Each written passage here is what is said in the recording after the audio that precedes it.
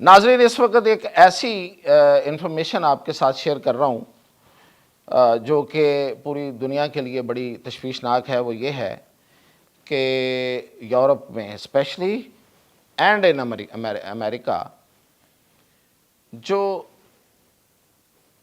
اولادیں ہیں، بچے ہیں، وہ بغیر شادی کے پیدا ہو رہے ہیں۔ اب میں اس کو مزید الیبوریٹ کرتا ہوں، تفصیل سے بتاتا ہوں۔ کتنے بچے یورپ اور امریکہ میں بغیر لیگل شادی کے، قانونی شادی کے پیدا ہو رہے ہیں؟ غیر قانونی بچے کتنے پیدا ہو رہے ہیں؟ سیدھی بات کرتا ہوں آپ سے، اس سے علاوہ بھی ایک لفظ ہوتا ہے وہ نہیں استعمال کروں گا۔ یہ آپ حیران ہو جائیں گے، یہ بہت بڑی ریشو ہے اور پوری دنیا اس وقت اس پہ کنسرنڈ ہے۔ پوری دنیا میں ایک تشویش ہے، لیکن یہ رک نہیں رہی، کوئی سٹیپ بھی نہیں لیا جا رہا ہے اس کے بارے میں۔ اب آپ سنیں اور سر دنیں، آپ پریشان ہو جائیں گے کہ کیا ہو رہا ہے۔ اس وقت آئس لینڈ یورپ کا وہ ملک ہے جسے بڑا اچھا، خوشحال اور بڑا پرامن ملک کہا جاتا ہے۔ اس میں 69.4% بچے غیر قانونی طور پر پیدا ہوتے ہیں، جن کے والدین کی پراپر شادی نہیں ہوئی ہوتی، گرل فرینڈ بوائے فرینڈ سے۔ فرانس میں 63.4،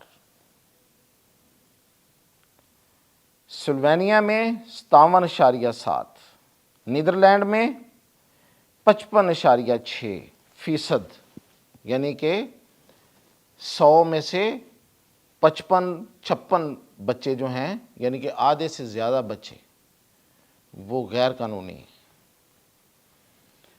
غیر اخلاقی ہیں۔ ڈنمارک میں 54%، 55% اس کے قریب، اور اسی طرح یورپ میں، UK میں 51%، امریکہ میں 40%، اور آگے چلے جاتے ہیں جرمنی میں 32%۔ یہ بہت سے میرے پاس ہیں، یہ بھی آپ پیپر پڑھ بھی دیکھ بھی رہے ہوں گے۔ آسٹریلیا میں 41.5%۔ یہ آگے چلتے چلے جاتے ہیں تو پھر آہستہ آہستہ اس میں کم ہو رہے ہیں، لیکن یونان میں 16.5% ہیں، اور ایون ترکی میں 2.8% ایسے بچے پیدا ہوتے ہیں جن کے والدین جو ہیں انہوں نے لیگلی شادی نہیں کی ہوتی، ان کے تعلقات لیگل نہیں ہوتے، غیر اخلاقی ہی کہلا سکتے ہیں۔ اب ان کی اخلاقیات تبدیل ہو چکی ہوگی، لیکن وہاں پہ لوگ اس کو نہیں مانتے۔ اس بات کو یہ نہیں کہا جا سکتا کہ سوسائٹی نے اس کو ایکسیپٹ کر لیا ہے۔ کیوں؟ اب میں نے اس میں تھوڑا سا کام کیا تو پتہ یہ چلا کہ اس وقت سوسائٹی میں سب سے بڑا مسئلہ یہ برتھس ہیں، یہ پیدائشیں ہیں، جو شادی کے جو اس کا جو انسٹیٹیوشن ہے اس کو ختم کر کے پیدا ہو رہے ہیں، لوگ پیدا ہو رہے ہیں، بچے پیدا ہو رہے ہیں۔ اس کا مسئلہ کیا ہے؟ اس میں سب سے پہلی بات تو یہ ہے کہ سنگل مدر بچہ جو ہے اس کی پرورش کیسے ہوتی ہے، وہ کس طرح سے پروان چڑھتا ہے بیچارہ، جس کے پاس 2 ارننگ ہینڈز نہیں ہوتے، صرف ایک سنگل ماں ہوتی ہے، وہی اس کو پروان چڑھاتی ہے، تو وہ کتنا اس کو افورڈ کر سکتی ہے اس کا خرچہ۔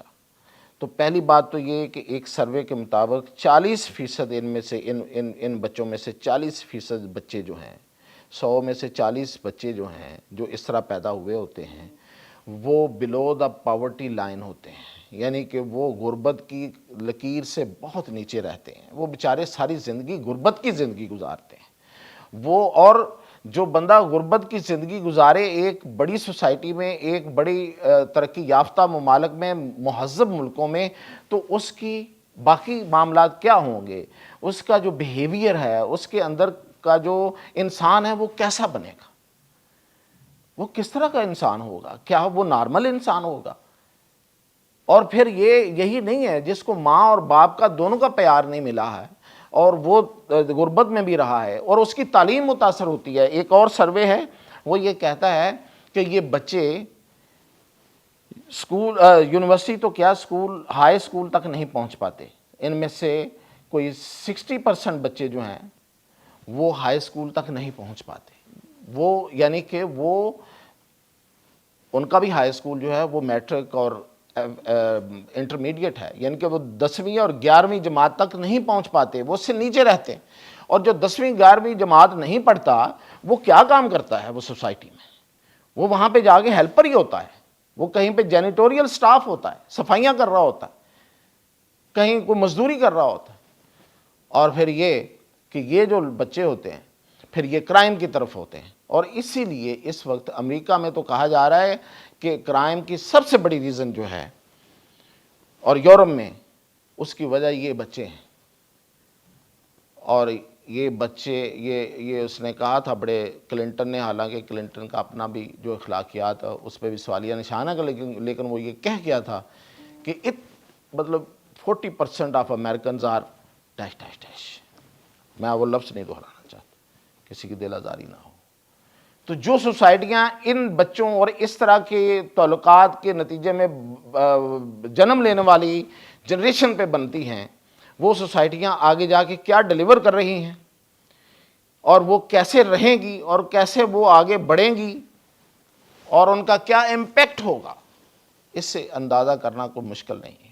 تو یہ ایک بہت ہی دکھ کی بات ہے, لیکن اس کی طرف کوئی سٹیپ نہیں ہے, کوئی گورنمنٹ, کوئی سوسائٹی جو ہے وہ اس کو اوور کم کرنے کے لیے تیار نہیں ہے. اس لیے کہ یہ جو غربت کے لیول ہیں, ایک بہت غریب لوگ اور بہت ہی غریب لوگ اور ایک اس سے اوپر, یہ وہاں پہ سب سے زیادہ ہوتے. اوپر جو ایلیٹ ہے اس میں اگر ہو بھی تو ان کے مسائل یہ نہیں ہوتے, کیونکہ ان کے بچوں کو پھر تعلیم, صحت اور ساری سہولتیں مل جاتی ہیں. ان کی غربت ان کا مسئلہ نہیں, ان کی قسمت نہیں بنتی. لیکن ان بچوں کی قسمت غربت رہتی ہے اور تعلیم سے دوری رہتی ہے. تو پھر یہ کیا کریں گے؟ سوسائٹی کو پازیٹیو تو کچھ نہیں دے سکتے, یہ نیگیٹو دیتے ہیں. الزام نہیں ہے, یہ حقائق ہیں, یہ حقائق بولتے ہیں. اور پھر یہ کہ ان کی تعلیمی مسائل اور ان پہ جو سٹگما لگ جاتا ہے, یہ ایک الزام کے تحت جیتے ہیں. ٹھیک ہے, سوسائٹی نے, یورپ کی سوسائٹی نے اب بہت کچھ قبول کر لیا, لیکن پوری سوسائٹی نے نہیں کیا ابھی تک. تو وہ ایک الزام کے تحت رہتے ہیں کہ یہ ایک بغیر شادی کے پیدا ہوا ہے. تو یہ اس وقت, اور یہ جو میں نے اعداد و شمار آپ کو بتائیں, یہ 2021 کے ہیں, یعنی کہ آج سے کوئی 3 سال پہلے کے. اور اس میں مزید کتنی اب ریشو بڑھ چکی ہوگی, یہ مطلب اس سے اندازہ لگایا جا سکتا ہے. تو یہ تھی ایک بہت دل گرفتگی کی ایک پریشانی والی لیکن یہ حقائق.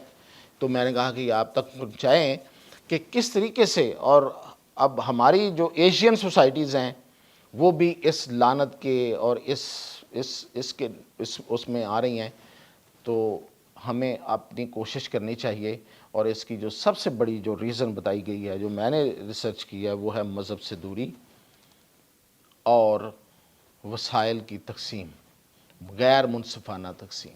یعنی کہ کچھ لوگ تو بہت امیر اور کچھ لوگ بہت غریب, اور یہ ہیں وہ لوگ, پھر ان کو غربت کے گھڑے میں جیتے جی اسی دنیا میں غربت کی جہنم میں پھینک دیا جاتا ہے.